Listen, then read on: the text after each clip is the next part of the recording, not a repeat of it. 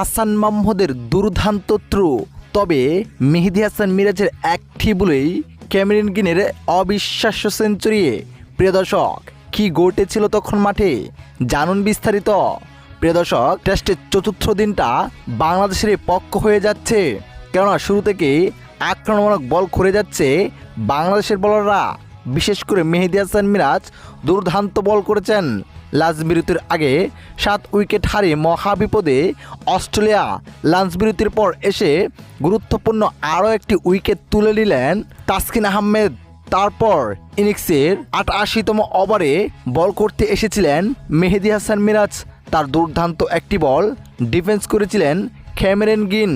এরপর প্রান্ত পরিবর্তন করার সময় হাসান মাহমুদ দুর্দান্ত থ্রো করে বসেন, কিন্তু ওই প্রান্তে থাকা মেহেদী হাসান মিরাজের পায়ে লেগে যায়।